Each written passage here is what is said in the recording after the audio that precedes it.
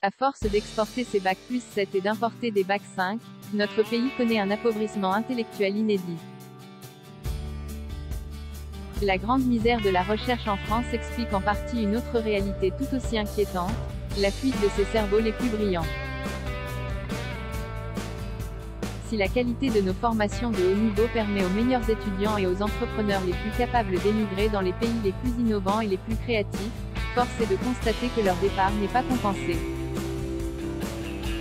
En somme, nous laissons partir les potentiels les plus performants et importons essentiellement des populations sans qualification.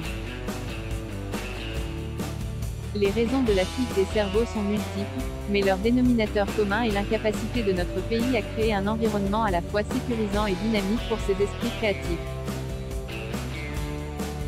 Ces hauts potentiels ne trouvent pas en France les conditions de travail et de rémunération qui leur paraissent acceptables et se plaignent souvent d'une bureaucratie étouffante et tatillonne.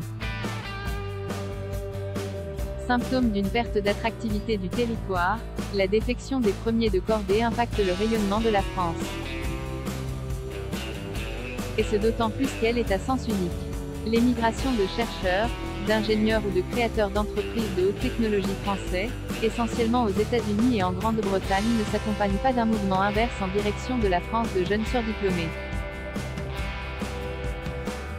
En 10 ans, entre 2009 et 2018, 1,3 million de Français souvent très diplômés sont partis, 1,8 million d'étrangers sont arrivés, essentiellement de pays pauvres, hors OCDE.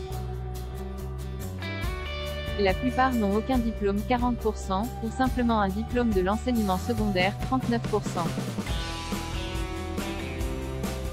Ces premiers de cordée sont certes très utiles et soulagent souvent les secteurs en tension, mais ils ne constituent pas le vivier de créativité et d'excellence qui seul peut aider une grande nation à maîtriser son avenir.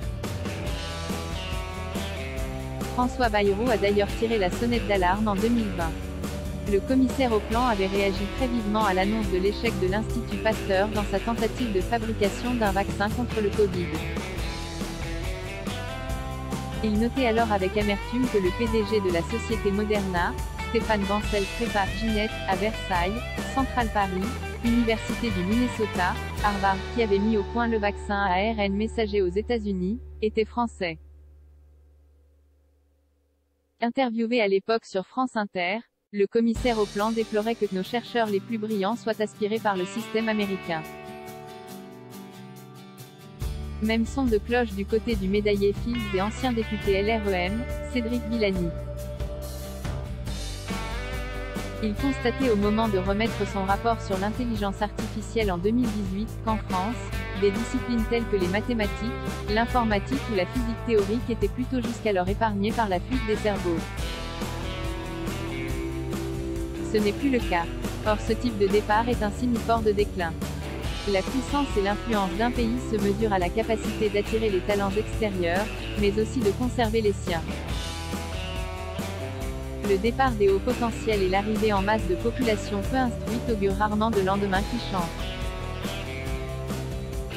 Ces biens essentiels price, 18,33 € UZ et new available from 1,54 € à lire aussi. Du même auteur abonné La recherche asséchée abonné Nantes Terre d'Asile abonné Paris, ville en voie de développement.